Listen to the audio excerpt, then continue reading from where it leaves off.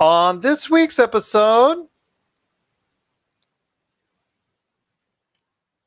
the future of DC is changing. The Game Awards highlights the best in gaming, and it's part 2 of our holiday gift guide. All this and more as we reach our next stop, the PCC Multiverse. And we're back with another episode of the PCC Multiverse. This is Gerald Glasser from Pop Culture Cosmos, Game Source, Inside Sports Fantasy Football, and the Lakers Fast Break. We truly appreciate everyone out there listening to all of our great shows. And if you can, please give us that 5-star review wherever you give us or wherever you listen to our podcasts.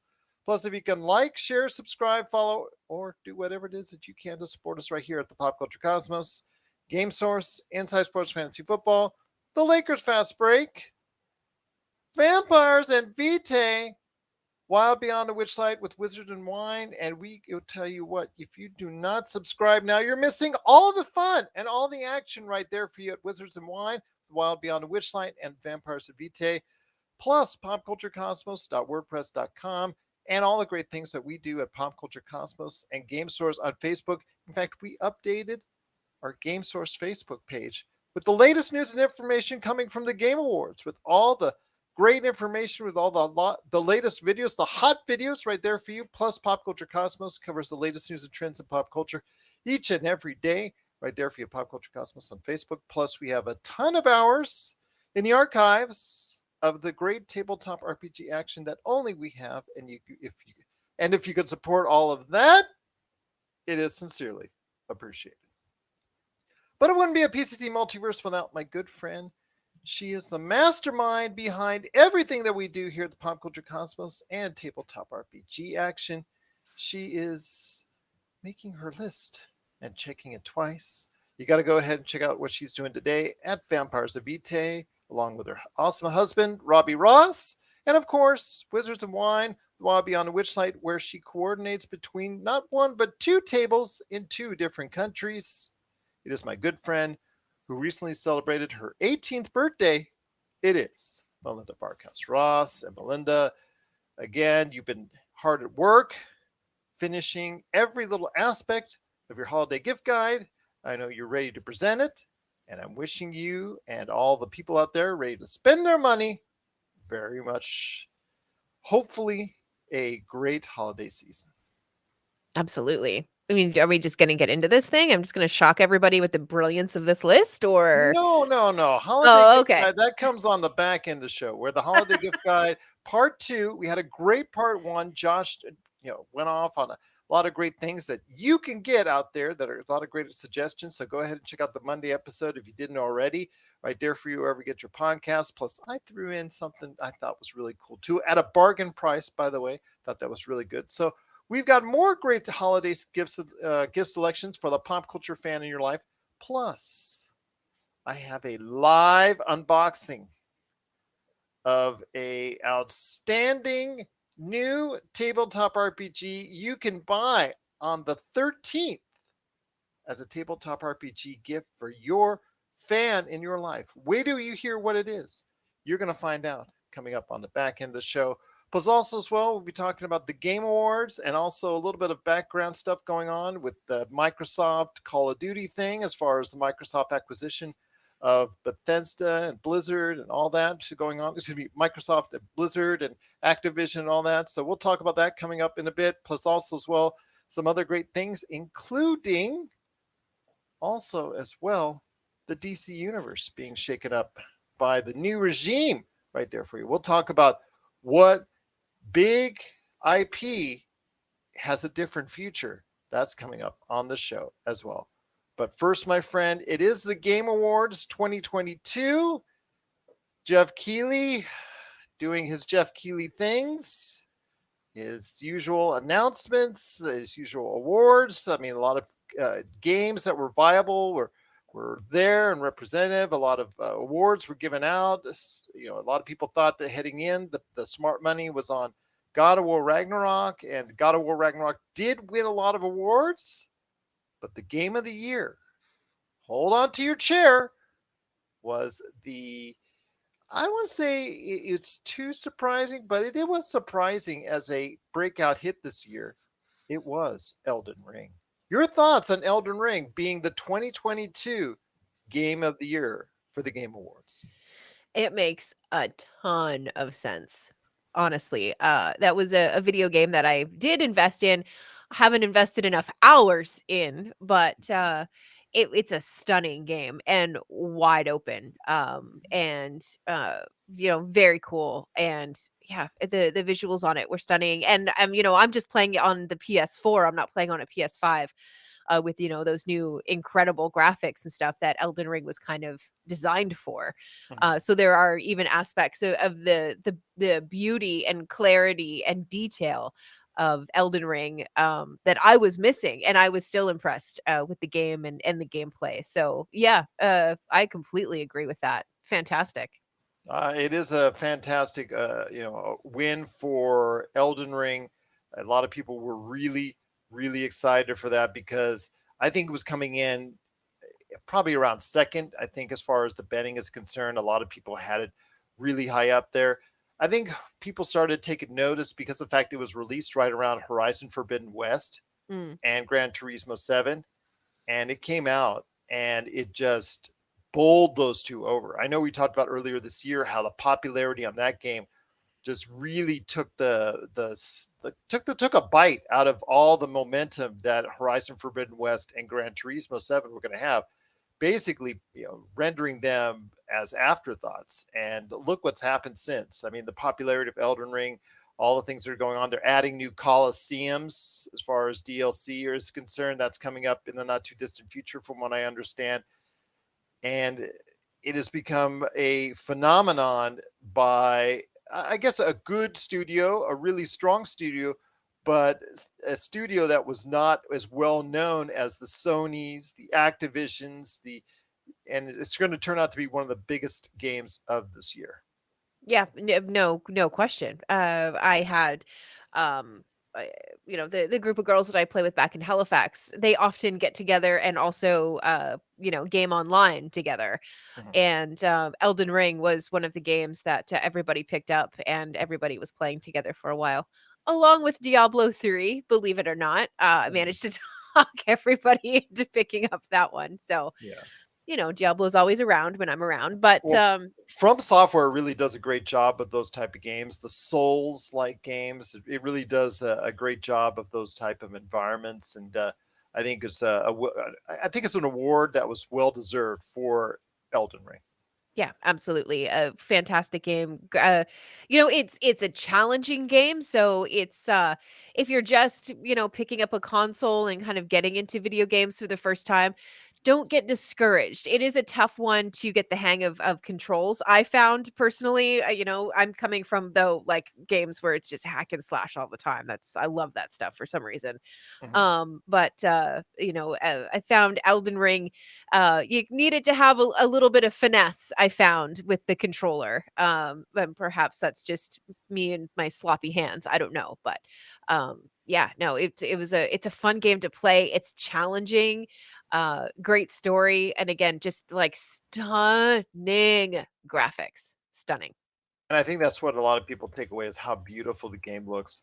Again, compared to God of War Ragnarok, which is sensational in its own right and earned several other awards, even though it did not win for the biggest award. It did very well on its own, and I thought that when watching it, I thought that Jeff Keighley made the comment then went after one certain other award, another technical award, said, "Oh, it's having a great night already." You thought the momentum was clearly on the side of God of War Ragnarok, but when they announced that, I think it was a little bit of a surprise. But again, it's been such a sensation. It shouldn't be a surprise to those that Elden Ring beat out God of War Ragnarok and the other games involved as well. Yeah, absolutely. I think if you were into gaming at all in 2022, then obviously, and if you played Elden Ring, I think it was just by default, at least in your top three, if not top two video games, everybody that I've spoken to. Yeah, I Stray. I don't know if Stray had a lot of momentum as an indie game, I Mm. know that Stray, a lot of people thought it was pretty good, but I didn't see it giving that really high score. But it was nominated, also won for an indie game of the year. Xenoblade Chronicles 3, that comes from a long line of great games, so I'm not surprised there. Horizon Forbidden West, we talked about that. That was just an afterthought, but still, it was very highly rated when it came out, and still part of the nominees for the game of the year. And A Plague Tale Requiem, that was also a surprise because that was a game that was rated well, but not as well as its predecessors. So I was kind of surprised that it actually was involved in the mix. I think there were a lot of other games, smaller games that should have been looked at that probably were more highly rated. In fact, the one that I actually am playing right now, Atari 50, the anniversary collection, that scored much higher than a couple of these games on the list. There were other games on that were out there that have gotten tens, that have gotten really high scores, that were also ignored because of their smaller stature, which again is disappointing because the Game Awards, even though they say there's not a lot of stuff behind the scenes or pushes behind the scenes, just like the Emmys and the Academy Awards, I think a lot of momentum, a lot of PR goes behind into this. So I think that also helps it out as far as becoming a nominee, especially for those big awards. Yeah, absolutely. I mean, that seems to be just how uh these some of these award shows are put together. There's again the campaigning and all of the PR and all of the free stuff that people get, and and all of that kind of stuff. It doesn't always come down to unfortunately, the truly great stuff, but I just don't think that Elden Ring was a controversial win by any stretch of the imagination. No, no, but I just it's some of these other games that are involved as far as that are thought of by the TGA panel that I think leaves me just like, really? You thought that was a nominee for the game of the year? You really? And then, of course, God of War Ragnarok, people raving about that. Elden Ring, people raving about that. It seemed like it was a two-horse race. In this case, I think the right horse won because God of War Ragnarok is going to receive a lot of credit at the end of the year. A lot of people are going to name it as their game of the year. I think when it comes down to it, you're going to see a lot of Elden Rings, a lot of God of Wars, depending on what outlet you go to, seeing them very high on the list. I'm interested to see exactly who, which games are going to be thought of as in the context of being the best of 2022, because we don't always see a correlation between the TGA winner and ultimately what game it really makes out as the number one game of 2022. Yeah. Doesn't always mesh. Yeah, and no, that's just how things often go. I mean, you look at things like the Oscars and the Grammys and the Emmys, and then you look at the People's Choice Awards, and No. oh, excuse me, that was my dog, sorry. That's he's fine. He gets fur balls. It's the weirdest thing. It's a dog that gets fur balls. It's very strange. It's a dog thing.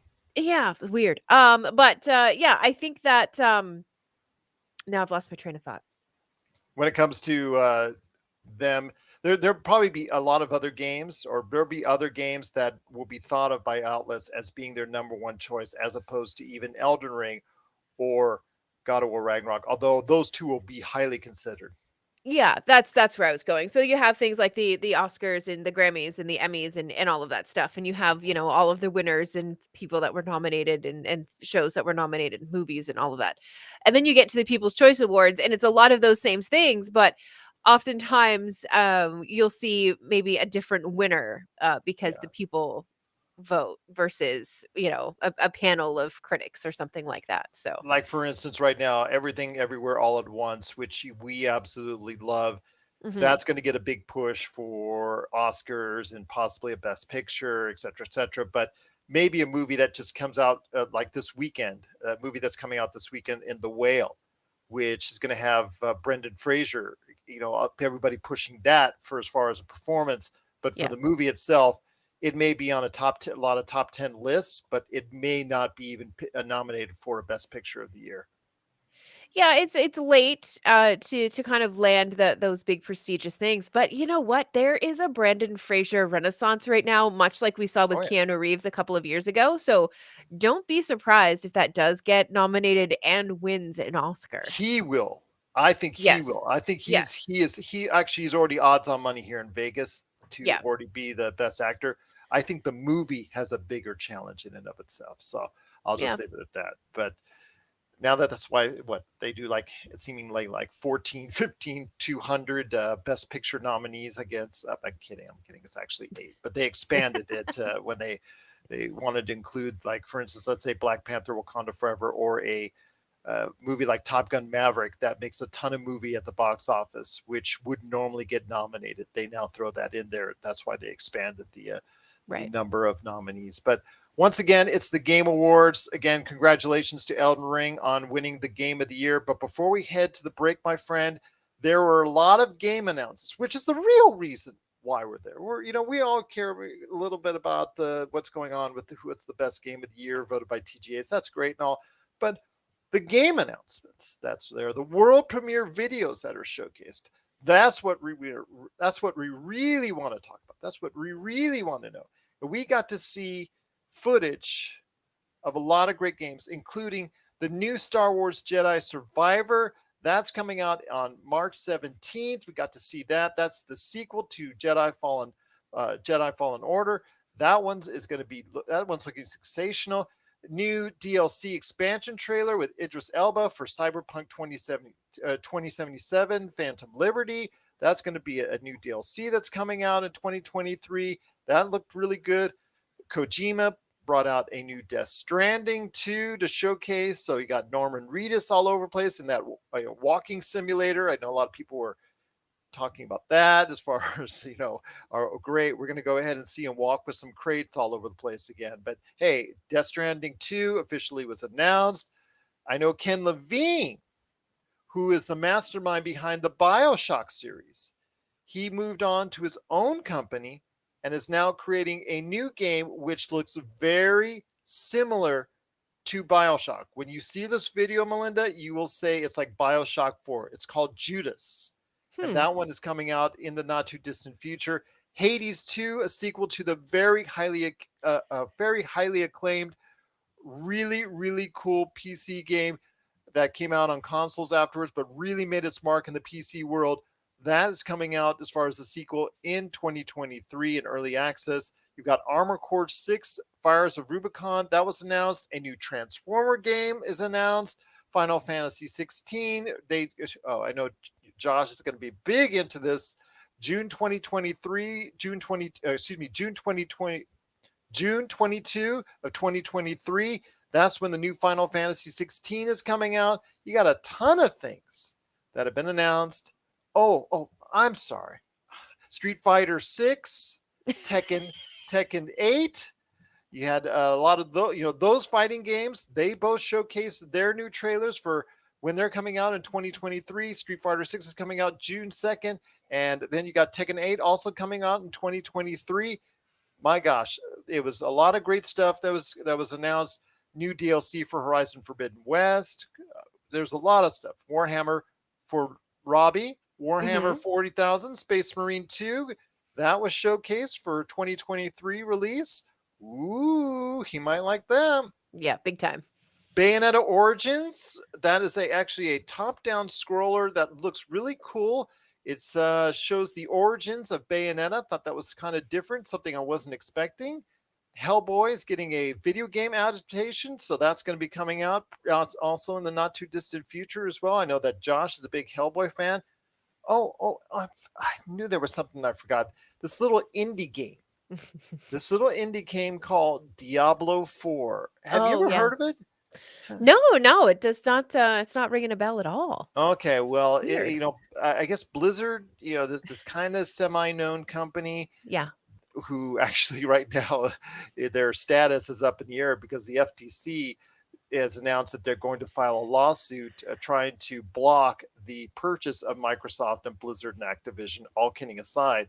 And that's something we can talk about here in a sec. But I do want to announce that Melinda, I sent this to her as far as the news. That's coming out on June 6, 2023. So early June, Melinda Barkhouse Ross will not be available. I just Yeah. want to No. make that known right now because she Mhm. will be playing Diablo 4, this open world version of the Diablo universe is really looking strong. I got to see some gameplay of it. I know she's going to be checking out as soon as we're done with the show. It is really looking good, so I got to admit that. Suicide Squad Kill the Justice League. That's going to be the final performance for Kevin Conroy. That's coming out on May 26th of next year. A lot of great stuff. They did showcase a little bit of the Super Mario Brothers movie. Yeah, a lot of great stuff that's coming out. A lot of great stuff that was announced and showcased. I do have the links for a lot of this right here for you at Pop Culture Cosmos and Game Source on Facebook. But before we head to the break, I did want to mention again the FTC is filing a case against Microsoft. So, your thoughts on this? Because Microsoft, of course, purchased Activision and Blizzard for $60+ billion.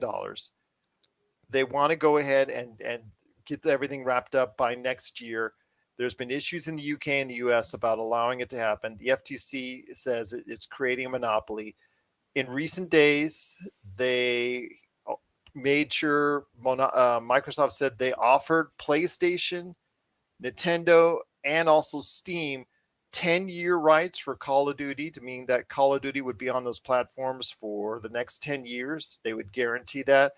PlayStation is like kind of balking at it, has not said anything. Nintendo was very happy about that.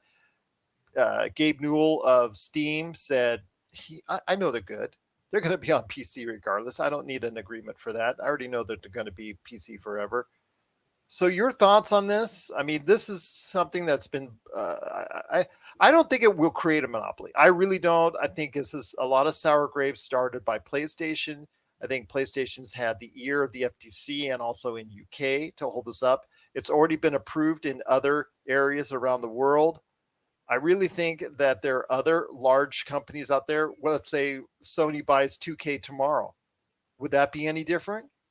I mean, yeah, it seems to me that this is a good thing for the industry if Microsoft buys a company that has a history of some bad issues going on as far as discrimination and really wrong things in the workplace, trying to change things for the better. I'm really disappointed that the FTC is going to try and block this, and I don't know if they'll succeed or not. But your thoughts on this before we head to the break? I think that perhaps it would. No, that's not going to make any sense. Never mind. I'm going to abandon that thought altogether right now because that's Bye not bye. good. Yeah, because that's not good business. But I think that um, I'm surprised that there hasn't been pushback before now Oh, about the deal. Sony's been pushing back constantly about this. Yeah, but it just like this is the first I'm going to use the word actionable like the first like actionable thing that I've Mhm. seen somebody really saying like no, this is not no, this is bad. And uh I'm not going to say it's fighting the good fight because I don't necessarily agree with that either. We do know that Blizzard and Activision have had their internal problems. I don't know that, Xbox buying them is going to fix those internal problems. In a perfect world, of course it would, but, I don't know that this is gonna be the answer for those things. I think some of those problems are deep-seated issues that really need to be looked at, and, I don't know that this deal is really gonna change that. But, um, I do think that a 10-year deal is not enough in order to keep everything across all platforms. I think that if the purchase is going to happen, any new IPs that are created and produced through Blizzard Activision, perhaps could have the option to be Xbox exclusive. But if you're carrying games now that are on across all platforms, I think those games, part of the agreement should be that those games are continued to allowed be able to be accessed across all platforms past that 10-year term. I don't agree with that part of it. I don't think that that's enough. Well, I don't think Call of Duty should be should be. I think at some point Xbox should be given the right to go ahead and decide and determine whether or not Call of Duty remains exclusive or not, or becomes exclusive or not. I really think they should be given. You're basically forcing them to go ahead and be multi-platform for eternity. Is what you're asking, and I don't think that's fair. I think Well, I think 10 years. them offering 10 years to all these platforms, I think that's good. I think that gives them a 10-year window to go ahead and create something else in case they want to say after 10 years that we're just going to make exclusive. We don't even know. There might be too much money involved. We've talked about this before, especially with the latest Call of Duty release. There's so much money on the table, it'd be hard for them to even walk away from it. Well, yeah, and a lot of this does come down to that bottom line of, Mhm. how much money are you putting on the line? How much money is in the back of your Brinks truck? Yeah. That really is a large part of the conversation. And that's too bad because if, for example, at the end of 10 years, Call of Duty does go Xbox exclusive, a lot of, tried and true Call of Duty fans are going to be forced into buying another video game console. And I understand that that's the point and that's why and that's obviously part of the deal and all of those things. But at the same time, I don't want to buy an Xbox. I'm not going to buy an Xbox. It doesn't matter to me how much I want to play a game. Because we talked about it with Diablo when I raised the concern that Diablo was about to become Xbox exclusive. Now it's not. We know that. But you know, I was not going to buy an Xbox. I don't want one. I like my PlayStation. I like everything that it offers. I like the way that things are set up. I like Yeah, the but way that what it if works. PlayStation bought 2K and controlled the rights to GTA? How would No, that be different? no, that's what I'm saying. I don't think that that is correct either. It could be more there could be something different for, if it was, let's say, the 2K stuff. Um you could have some content be in the game Xbox exclusive or PlayStation exclusive, but don't make the entire game exclusive that way. I don't agree with that. Mm. I don't like that. That to me feels smarmy. That feels like money over fans and consumers. And I understand capitalism. Please don't at me for it. But I just think that there is a level of don't stick it to the fans because you want to line your pockets a little bit more. Well, no, but in essence, they're not because of how much money they would sacrifice in order to make it an Xbox exclusive. Let's say Call of Duty when Xbox exclusive in 10, 11 years, let's say 11 years after a 10-year agreement, they would be sacrificing a lot of money by doing that. Right, but what you're gonna end up having is you're going to have a whole bunch of people now who have to go out and buy Xboxes. So they're still making money on the deal down the road. Do you know what I mean? Like, it's not just because a game becomes exclusive doesn't mean that they're just not making any money. All that means is the people who have been playing all of these games for years and years and years, decades at that point, are now have to go out and buy a entire new console system. And that is money in pockets. Okay. Well, again, I still think that Xbox should be allowed to go ahead and make this purchase because it does not make a monopoly. Just because, again, GTA is sitting there laughing at this whole situation with Rockstar and 2K, and there are so many other game companies out there, Electronic Arts, for Mhm. instance, 2K, that make a ton of money just like they do. Epic with Fortnite, they make a couple dollars here and there, Yeah, they're, yeah, a little bit. yeah, a little bit. So there are companies out there that would, in the marketplace that preclude Activision and Blizzard becoming a monopoly if it was owned by Microsoft. I really think that the argument for that it kind of fades. It's not like you could say that they dominate the market so much. They are number one with Call of Duty, but you see how much money their piece of the pie is very small when you consider all the other games that are selling so many units or making so many dollars, like in a free to play mode or whatnot, outside of the Call of Duty IP. I mean, this is just basically comes down to one video game series, Call of Duty. That's all it Right. is. It's not off of Diablo. It's not off of anything else that Activision or Blizzard makes. It's not off of World of Warcraft. This is all about Call of Duty. I think that's a little bit unfair. I really think that is a little bit unfair. But the FTC is going to make it difficult to go ahead and finish this transaction. I know a lot of people are on both sides of the equation. I thought a 10-year window for multi-platform offer. I thought that was generous on the side of Microsoft. That allows you plenty of time to go ahead and create a game that might go ahead and replace Call of Duty on your platform. So we'll see what happens. Again, the bickering back and forth, Sony back and forth with Microsoft, and now US and UK going back and forth on this. It's a bigger issue than I think a lot of people had anticipated, but we'll see what happens when the purchase tries to go through next year, or if it ends up in court, and it could be like 2026 before the answer is finally resolved. But we'll see what happens. But it is the Video Game Awards 2022. Beyond all that, and I saw Phil Spencer there, the head of Xbox there. He was kind of looking nervous, and now I know why, because he was having some other issues to deal with there at Xbox. But Elden Ring is the game of the year at the Game Awards. Share us your thoughts out there on Elden Ring becoming the Game Awards Game of the Year for 2022, and also some of the great announcements. Nothing new on Mass Effect, unfortunately. I was hoping for a little bit more on that. No Dragon Age, announcement as far as update on that, or no new Uncharted or nothing like that. But obviously a lot of great games that were announced, including a little indie game called Diablo 4, which I know made Melinda really happy. She now knows when her life will end outside of the universe and just be right there for you in front of a console playing Diablo 4. And that will be June the 6th. But if you have any great thoughts on the Game Awards, what was announced and who won, please let us know your thoughts. popculturecosmos@yahoo.com.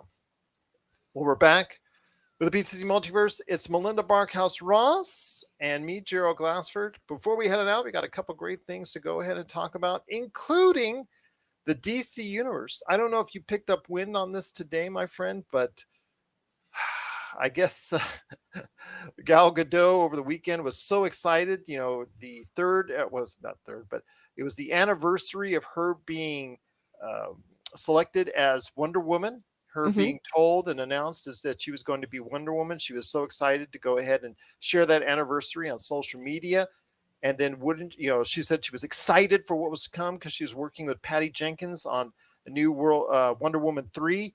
And wouldn't you know, the next day, the Hollywood Reporter put out something that a lot of people have now since followed, that the current plan for Wonder Woman 3, the script, the plot, everything going into it, that it's already been done, already written up by Patty Jenkins and already worked on with Gal Gadot, that is out and thrown in the trash can by the DC hierarchy, including James Gunn. They didn't say that Wonder Woman's out for the future. They didn't say Gal Gadot's out for the future, but there was also rumors heavily now that Man of Steel 2 with Henry Cavill, that now may be in jeopardy as well. A lot of things in the current DC lineup may be out as well. A lot of changes will take place. This is something that should have been expected with the new regime wanting a new thing going on within the DC universe. Ezra Miller's time after the Flash, or whatever it is now, Flashpoint. It actually is the Flash. It was Flashpoint. Now it's the Flash coming out next year. His time is obviously going to be done, from what all we hear as well, for the most obvious of reasons with hell of his trouble. But your thoughts on this? Wonder Woman 3 in its current form is gone, and it's going to probably be quite a bit before we see a Wonder Woman 3, if at all, come to the big screen. Okay. If a new Wonder Woman does not come out, that is going to be a very incredibly incorrect move to make. Will there be another sign out in front of Warner Brothers? A strongly worded email, at least. Okay. Yeah. By a certain Canadian we all know and care about. Okay. That's right. Passive aggression 101. Just talk to a Canadian. We got it. Okay. But no, I mean, it's disappointing to hear about a Wonder Woman script, being completely, shelved and just a big no written on it. That's unfortunate. But the last Wonder Woman movie, yeesh. The first one was fantastic. It was so good. And then, to follow it up with that large level of disappointment that a lot of people felt. I understand the apprehension. It's really too bad that it's just been noped and put in a corner. Um, That's too bad. But, you have to look at your money-making ventures if you are James Gunn and you're coming into DC and you're looking at, let's face it, a pretty rough landscape right now. Hmm. So I'm not surprised to see him wipe the slate clean, and perhaps start from close to zero, with everything. And we talked a lot before Black Adam came out about how Black Adam was going to be the movie that was going to set up a lot of stuff coming up for DC. And the stuff that I briefly read today, because I was working on Christmas presents, but the stuff that I was reading today, led me to believe that James Gunn felt the same way, that perhaps Black Adam and some of the stuff that's set up there, is going to be kind of the groundwork for the quote unquote, and I'm gonna say new DC. I don't mean like the next phase or anything like that. I just mean DC under James Gunn. Well, keeping The Rock as Black Adam, I think, would be a good move. Hmm. But in its current state, Black Adam, okay, the news on the entertainment front earlier this week was the battle going back and forth on whether or not or how much Black Adam lost money, because some reports have Black Adam losing as much as $100 million in its worldwide run as far as the costs are concerned. And then some other reports says that Warner Brothers has been able to find a way to go ahead and break even on this. So, which is hard because the movie cost about 150 to 200 million dollars to make, and about another 50 to 100 million dollars to go ahead and promote. And I don't know where you're going to find all that money as far as to make a profit, because the theater owners actually have to make a cut themselves. So by the time the money comes to Warner Brothers from this, I don't know how much of it is going to be meant to be a profit. But okay, you could swing this any which way you want. It was a disappointment at the box office. Black Adam was, any which way you slice it. Yeah, absolutely. But, it was a movie that was written for fans of Black Adam, not necessarily for the casual comic book movie fan.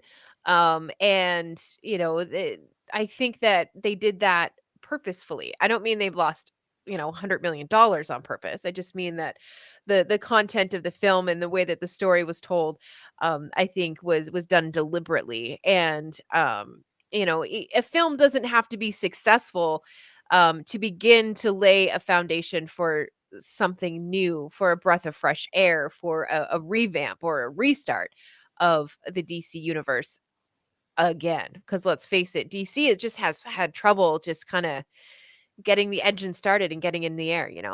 Absolutely. I mean, they're herky jerky all over the place, and you've got. If I said I've said before about the using the whiteboard scenario, where at you go to Disney and you go to Marvel and you walk in there and you see Kevin Feige's whiteboard. You see it's this nice straight line. You see all the connecting of the dots. This happens here. This happens there. This happens there. If you were like a fly on the wall. And then always, if you went to Warner Brothers and you saw the same whiteboard, it'd be like erase marks here, and erase marks there, and like smudges there, and stuff fall out here, and stuff that you thought of, and stuff that didn't work. Because there's been a lot that hasn't worked, and a lot of stuff that has worked when it comes to the DC universe. I mean, what do you do with the Joker? Because that's supposed to be, with Joaquin Phoenix and Lady Gaga, that's supposed to be coming out as a musical. How do you tie that into a DC universe? Because the fact it takes place in a different supposed time frame than what's going on in the current DC universe. Aquaman 2 is the sequel that's already in the can, that's already waiting to be released. That is the sequel to a $1 billion movie. That's a Mhm. great part of the DC universe that you got to keep flowing and that you got to keep going on. Then you have like Shazam, didn't really do well. You've got Black Adam, I don't care what anybody says, it didn't do great. Then you've got other stuff like Justice League that didn't great. Anything in the Snyderverse is up for question as far as that's concerned, because Zack Snyder is long gone. They've already told him, don't let the door hit you on the way out, and they're trying to go ahead and try and remove all of that Snyderverse from the DC universe, it seems like. And then you've got other parts of this DC universe that really hasn't meshed well, or at least done. Birds of Prey didn't make money at the box office, but hardly, Uh, Harley Quinn still wants to go ahead and continue on because she's done well in the Suicide Squad. The Suicide Squad did well. Peacemaker did well, but other parts of it, it's so hard. It's so difficult because it's not consistent. It's like wildly, you know, wildly terrible or successful all in the same breath when you consider the DC universe. Yeah, the peaks and valleys are quite far apart. And Exactly. Very well said. Very well said. yeah, and I think that that's why you bring in a James Gunn, and that's why you pay him a whole bunch of money. And Mhm. that's why you sit him down in a boardroom with 3 whiteboards and just say, "Fix it." And that's his job right now. And that's a heck of a job and a heck of a position to be in. And Godspeed, good man, because whoa. There's a lot to go ahead and digest when it comes to the DC universe as far as making it consistent, making it something that people can follow. I know with the latest phase of Marvel, Phase 4, I don't think that Kevin Feige, even himself, can say he should be satisfied with the results, both on a critical and also financial basis with that, because maybe people were burnt out, but also the storytelling and the introductions of some of these characters were less than, you know, they were underwhelming for the most part. Uh, and I think a lot of them really just didn't hold an impact, and a lot of people really don't have the type of care that they once did regarding the Marvel universe. But still, you with the Marvel universe, you can still get a Thor that pops out $800 million. You can still get a Doctor Strange 2 or that can get $1 billion. You can still get a Black Panther Wakanda Forever that can still pop out an 800 to $1 billion right there for you. So they still have more consistency on what they can produce. There are still Marvel shows that can still grab the Disney Plus limelight. I mean, Loki did sensational. Hawkeye was sensational. There were still parts of the universe that people are still familiar with and can go ahead and gravitate to. I mean, it's just to me right now when it comes to DC, I think a lot of changes are going to be made, and unfortunately, Wonder Woman 3 looks like it's going to be one of them. Yeah, and like I said, that's incredibly unfortunate because, Wonder Woman is that one of those characters that, is responsible for bringing a lot of young girls into comics Yeah, and being interested in comics, and the it's too first one, bad. we should say. Yeah, yeah, absolutely. And that's really too bad that this is one of the movies or one of the projects that is the first to kind of get the big no underlined twice and put on a shelf. Like, that's truly too bad. And I think that it's entirely possible that Patty Jenkins learned a lot about, you know I don't want to say movie making because that just takes away all of her other accomplishments. But I think that it maybe taught her a lot about what expectations are when it comes to Wonder Woman and the kind of movie that people want to see from like a Wonder Woman. So, it's entirely possible that this could have been a really great film for Wonder Woman. And now, it's unfortunate that as fans, we will never get to know that answer. Well, we'll see what happens with the DC universe, but it is a lot going on. I will say that the statement made by James Gunn in regards to what some of it, because he said that some of it was true, some of it was not true, and some of it was half truths, and some of it they haven't really figured out yet. So he's only been in the job a month, so I'm going to give him a little bit of slack and a little bit of time to go ahead and figure this stuff out. But as long as Warner Brothers wants to keep on pushing this stuff next year, he's going to have to do it on the fly, and that's a problem. I wish he could get like a year to reset this whole universe, and I think that would probably be better than what we're seeing right now. Because again, we're going to see stuff released in the DC universe next year that's still going to make it kind of hard for James Gunn to catch up and really go ahead and lay the groundwork for a cohesive DC universe going forward. Yeah, absolutely. And let's face it, after a month, you're usually just at the point where you figured out where the lunchroom is and you have finally remembered the name of everybody on your team. Like that's where you are at a month, not Hey, having to make Joe. Yeah, yeah. Joe. That's right. Right? Yeah, like you're not in a situation where you're trying to make billion-dollar decisions, but Yeah. that's where he is. My gosh, can you imagine the stress? Wonder how many ulcers he has. I don't know, but the white hair, he's already got it. So Yeah, right. All he Wow. does, I wonder what his brother is saying to him right now, because his brother works on him on his movies, worked on him with Guardians of the Galaxy. This latest holiday special, he was part of it, and got, obviously GOTG 3 is coming up for Marvel next year. I wonder if he's going to help him out with this project as well, with the DC universe. That'd be interesting to see what he can provide as well. Yeah, So, well, you see, the thing about or even if people it's who just like he gives his brother a hug. I know yeah, you're stressed out with the DC universe, bro. right? Yeah, but I think what you do is when you move into a position like this, you pluck as many of your A team to have them come with you as possible. People that you've worked with and had major successes with before, teams that you can trust and people who understand your vision and your methodology. Is that the word? Yeah, absolutely. And I think that there is probably some of that going on, or even trying to figure out who, once you have remembered everybody's name, who on your team is going to be the cream to rise to the top to really be able to help you figure all of this out, because like you said, it's a big old ball of yarn that needs to be untangled. Joe, yeah, yeah.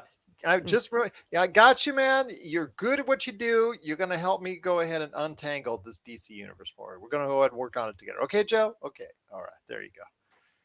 All right. And Joe's feeling all important as he walks away. Oh, the boss remembered me. I'm all Yeah. set. I'm gonna work this out with the DC universe.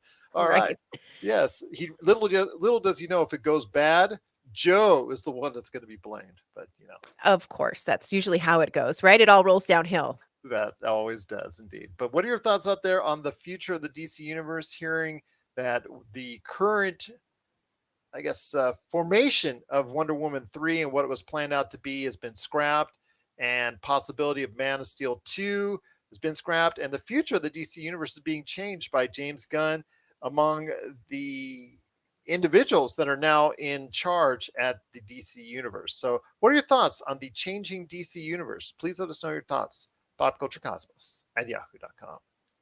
Well, my friend, it's been a great episode, but before we head on out, it's the second part of our holiday gift guide. I've got something a little nifty right here, but that's at the very end. We got to go ahead and prioritize you and all the hard work that you've done on this. So, right now, I want to present to everyone out there the Pop Culture Cosmos Holiday Gift Guide Part 2 with Melinda Barkhouse Ross and her thoughts for gifts that you need for the pop culture fan in your life. All right. So my list this year focuses mainly on people who are serious, and I'm underlining that twice, serious about getting into streaming. And whether you're doing a tabletop live stream or you are streaming yourself playing some Call of Duty or whatever the case is. Podcast. Who ever thought of that? Yeah, that even. That's really kind of what I focused my list on this year. So, Who would ever there do a are podcast? yeah, I don't know who would wanna get into that, who is Oh, crazy enough. that's crazy. But, one thing that we have run into now that so with Vampires and Vitae, right, we have Margie, who's a big piece of the puzzle. Her job moved her to Ireland recently, and we've been playing remotely with Margie in Ireland on Sundays with her, joining us. But one of the real challenges that we've had is to have Margie still feel like she's sitting at the table with us, because right now all she has is the usual laptop camera that she gets to look down the table, and she can barely see Robbie's face when Robbie is trying to engage her and bring her into the game. Mhm, So, a solution that was brought up to us is a pricey one. I don't know that we're going to be able to swing it. I know there are cheaper options out there, mhm. but we're talking Christmas and we are talking the time of year to maybe put something on your list that might be excessively, not say excessively expensive, but more expensive than a gift that you would typically ask for, right? Mhm. And I'm going to put this one out there. It's called the Meeting Owl, and it's a 1080p HD camera, 360-degree view. So what you have is you have a whole bunch of people sitting around a table. It's really made for people who are in like a boardroom meeting. Mhm. with somebody joining remotely. And what happens is you set this little camera on the middle. It looks like an owl. Mhm. And it offers you two views. You can do one, which is a panoramic of the entire room that kind of goes across the top of your computer screen, Mhm. or you can activate it so when somebody is talking, the camera turns around and focuses on the one person that's talking. And then somebody else talks and it flips around again and it moves to the next person who's talking. And it doesn't show, what I liked about it was that it doesn't show the spinning. Mhm. It just cuts to the next person instead of showing the flip around. Because you get a little bit, I think, motion sick if you were watching that Of for, course. 2.5, 3 hours. Now, this is the most expensive item on my list. It comes in at just over $1,000. Ah, no, And no problem. I mean, it's a heck of a camera. Please check out their website. They do have one. It's called Meeting Owl. Again, it's a 360 view camera. It is USB-C connection, and it is ridiculously cool. And it would be very handy, specifically if you're in a situation like Vampires and Vitae is, where we have somebody who is dialing in remotely and we don't really have the correct answer to really bring her in and really make that person who is remote feel like they are still sitting at the table with us. I think this camera is going to be the answer for that kind of situation. Next up, there's a ton of really great USB um, microphones out there now. Mhm. But if you wanted to get to the next level Mhm. in stuff, you may want to invest in a soundboard. And I personally have the Rodecaster Pro. It's the first edition one. And I've had it for about 4 years now, and it works like a charm. You plug it in and it works. That's Mhm. that's it. You plug it in, it works. You're able to record a podcast. You don't have to have a whole lot of audio technical knowledge, nothing like that. It's plug and play. They've released a second edition. So everything about the Rodecaster Pro that I love, they've kind of taken and improved a little bit more on with the new one. It still has 4 microphone inputs, 1 computer input, a phone channel, still has the Bluetooth connectivity, still has all of the sound pads, and they've added a couple of new bells and whistles, some new drivers, that kind of thing to it. That one, again, it's on the pricier side. You're looking anywhere between $650 and $700 for the unit itself, and then you still have to buy your microphones. Now, the microphones are going to be oh gosh, there it is. I've just lost my train of thought, but it's the 3-prong microphone cords, not a USB. So that's something that you need to keep in mind, because you will have to buy a microphone. I use Rode the pod mics, which are designed specifically to work with the Rodecaster Pro. Mhm. So they're going to be very compatible with the Rodecaster Pro too. Moving on to cameras, we use the Elgato Facecam. And they have released the Elgato Facecam Pro. So Mhm. it has better zoom, better pan, better tilt. One thing that I did notice with the face cam from Elgato was that when you do zoom in, you do start to get a lot of not pixelation, but you get a lot of noise. And the Elgato Face Cam Pro solves a lot of that. It has a bigger sensor in the camera, Mhm. so it's able to pick up more light in the room, which helps to keep things nice and noise free and all of that kind of thing. That one coming in at about $299, and if you're just doing a one camera setup, there you go, you're all set. The one thing about the Elgato cameras though is that they do not include audio. They've focused solely on video with these cameras, and that's why they're so good, because you don't have all of the audio stuff taking up room inside of the camera itself. It's Mhm. all about video, and it's all about frame rates and all of that kind of stuff. So it's really good. And along with the original face cam, you're still able to adjust your ISO, your shutter speed, your white balance, all of that kind of stuff. Very good cameras. Absolutely get those. I recommend a D&D Beyond subscription if you want to gift to somebody who is perhaps getting into D&D, wants to start being a DM. Um, D&D Beyond has been a god save for myself, in particular for the Wild Beyond the Witchlight. I use it all of the time, and I renew my subscription every year. Christmas Day. Oh, right, Robbie, you forgot. There's one more present you got to get for me. It's my D&D Beyond subscription. I can't say enough good stuff about it. I really like the platform. I like the interface. It's now officially purchased by Wizards of the Coast. And I know that they are working on their own kind of virtual tabletop The D system. and D one, I think is what it. Yeah, I think it's all kind of tied into all of Yep. that. So One D and D absolutely. to rule them all. Yeah, so it's definitely worth the price is what I'm trying to tell you. And of course, if you do get the D&D Beyond subscription, make sure you get the digital copy of Shadow of the Dragon Queen, which just released this week. Definitely a good one. If you are looking for a virtual tabletop, I can't recommend Foundry enough. It's what we use. Be forewarned, you do need to know stuff about computers in order to use Foundry to its full potential. I do not. And we do run into problems with Foundry from time to time. There are updates that come out, and sometimes it doesn't work correctly with all of the modules that we have installed, and we've got to turn a bunch of stuff off. And it can be laborious. I think is the word I want to use. It can Mhm. be labor intensive sometimes. But they do have a great community full of people on Discord and other places that you can turn to ask questions to, and everybody is willing to help out. So that's really great. And I think it's $50.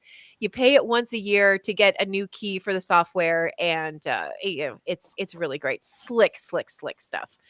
I'm gonna move on to some other stuff, like D&D Monopoly. Go and get it. It's really funny and it's really fun. And you're gonna end up with some new D&D minis to use during your game on your grid, on your maps.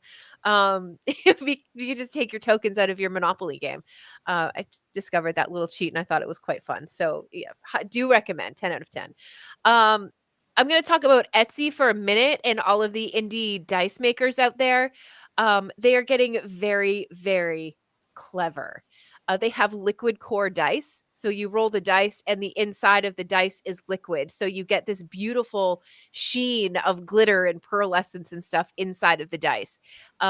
Very cool. Very impressive too when you roll them on the table. Everybody's like, what is that? Can we see that dice? But you can also get semi-precious stuff like they have amethyst dice, obsidian dice, opalite, all of that kind of stuff. Very, very pretty, and reasonably priced as well. So make sure you check that out on Etsy. And going over to stuff that you can get on Amazon, there's some lighting that I want to talk about because I'm obsessed with lights. Um, I'm sure you've seen them. They're the very, very thin lights that you put right in the corner. They're LED, and then you can set like 3 different colors in the lights. The reason why I really like these is I have it in my head that I would be able to put one like at the corner of the backdrop, and it's going to send lights down the backdrop just to make a little more interest in the background of the live stream. So perhaps 2 of those would work well for somebody on your Christmas list. If not, there's this company, they're called, I think it's Govee or Govee, Govee, and they have a neon rope light. Basically, it's an LED strip light. But what's really cool is they have this like ultra diffusion that goes along the top of the light. So you don't just get those little beads of bright light behind you. It's this beautiful diffused light that runs along the whole strip. It just kind of elevates everything in your background, and definitely worth a look. And right now they are on sale on Amazon, and it will arrive by Christmas if you want to order it. Right now, I believe it's like $15 off or something like that if you want to look it up on Amazon. That's my I list. Well, that's a great list. And if you have any questions, please go ahead. Let us know. Popculturecosmos@yahoo.com. I want to add one thing I showed you before we went on the air. That was the Bauer Smart Photographer Series Content Creator Studio Kit that is being sold at Walmart. Yeah. That's a 16-inch ring light that is actually goes with different colors. It does go rainbow colors if you choose to, or just a solid white light. Has a 62-inch extendable tripod, a 5x7-foot green screen with clamps, and a table tripod all in one. It includes white light modes and a remote control to go RGB as far as the different colors for the lighting is concerned. All of that for $35. So if Yeah. you're doing it on a budget and you don't have the thousands of dollars here or the hundreds of dollars there, and you just want to get started and you have just a smartphone or basic camera setup right there.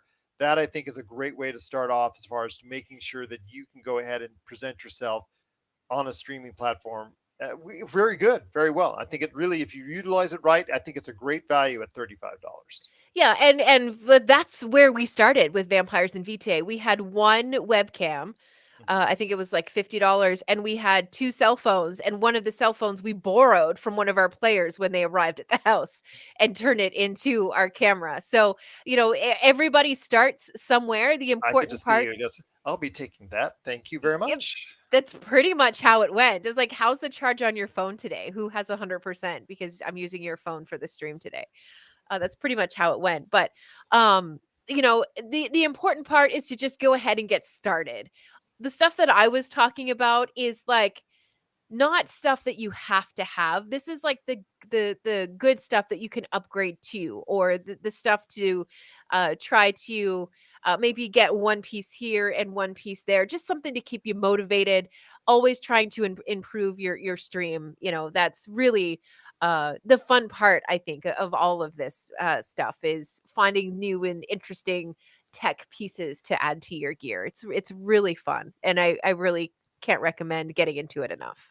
Well, the last thing I want to mention is something you're familiar with, tabletop RPG.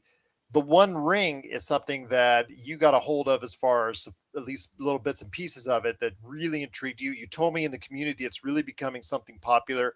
Yeah. Well, I got something on top of that just sent to me by the great folks at Free League Publishing. They're just doing an outstanding job there. This is coming out on the 13th, and I'm so blessed and so thankful to Freya and everyone there for allowing me the opportunity to go ahead and showcase this. It is big and heavy right now. This is Oh my gosh. actually something that I cannot wait to showcase you for, an IP that is much beloved on the pop culture cosmos. If you've listened to us over the years, you know we have such a great affection for Blade Runner. We've said so much about the original movie. We've said so much about the obviously the sequel. We are so excited for the Amazon series that's going to come up at some point in time down the road, because that was announced as far as that's concerned.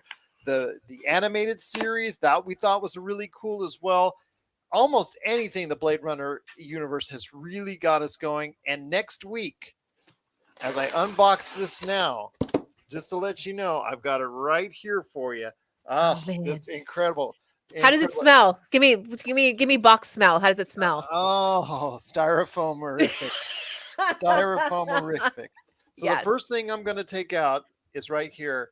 This is the Game Runner screen for Blade Runner right here. That's right. Blade Runner, the incredible IP, is now being introduced as a tabletop RPG. So this right here in the plastic, I know it's hard, it's not showing very well on camera, but it is the Game Runner screen right there for you. Oh, nice. So that is the Dungeon Master. If you're familiar with that, correlating to that, for the Dungeon Master, that's their screen. Really detailed, really looks nice. This is the actual. This is not even the starter kit. This is the actual whole big actual whole kit. There's a starter kit that you can get separately at a lower price, but they gave me the whole kit caboodle here. So I am really truly blessed at this. Look at this hardcover book. Look how beautiful it is. This Wow. is the actual role playing game core rules book for Blade Runner right here. Look how sensational that is. Oh my gosh. That is truly sensational. I just cannot believe, I'm overwhelmed at this point. This is one of the nicest things that a company, a PR company, has sent to me. I'm really, really, truly just exasperated at this point because of how blessed I am in order to get this. And on top of everything else, and this is from Free League again, Free League Publishing. I'm going to give you the places to go here in a second, but Blade Runner, the role playing game, this is the starter set. This is probably what you want to start off with. Although the other stuff right there is mentioned, if you want to get the whole deluxe kit, it's outstanding. I'm going to give you the prices here in a second, but take a look at this, Melinda. Yeah. That's just absolutely beautiful. Just well taken care of. It is truly sensational. I can't wait till this, we give this a test run. I'm looking forward to it. Looking forward to going ahead and being able to see the world or the universe as seen through it. It's something that you and I have talked about off camera for quite some time. I'm truly blessed, but it comes out December 13th, becomes available. That whole set, which I've just held, is about, including I think a digital format as well. It includes a Foundry model, a Foundry module. That's $115.98. That's available on Free League Publishing right there for you. And then the starter kit that comes up at a different price. Just a lot of great things right there for you. The core rule book is $50 thereabouts. Which is on The par with just about every other yeah, RPG out there. Yeah. yeah, what you just saw, the bundle that I just released was 106.66 right now, just to give you an idea. The RPG starter set, that is $47.40 by itself. That's the set for most people. That's going to get you started, and that is just incredible what I got. They've actually even got a Blade Runner RPG dice set that you can get additionally. Again, you can get a Foundry bundle for Foundry. Yeah, it is just incredible the different stuff that they have here. If you need to know where to go, freeleaguepublishing.com. That's where you can go. And for more information, Blade Runner RPG.com. That's Blade Runner RPG.com, and go to freeleaguepublishing.com to go ahead and purchase this. It comes out on the 13th. You can pre-order it now. Just a sensational gift for the tabletop RPG fan and the Blade Runner fan in your life. I'm overwhelmed. I can I'm tell. I can I, tell. Is I'm that a tear I see in your eye? now, I am blessed as a member of the press to go ahead and occasionally get review samples of Mhm. games that are coming out that are really, look good looking at. I got The Witcher in advance, The Witcher 3, excuse me, The Witcher 3 in advance at that time. Was really blessed to get that from one of my reviewers. I've gotten headphones in the past. Really, truly blessed to get that to go ahead and review. But yeah, this has got to be the top. It says a Blade Runner fan, this is really something special right here. So that's awesome.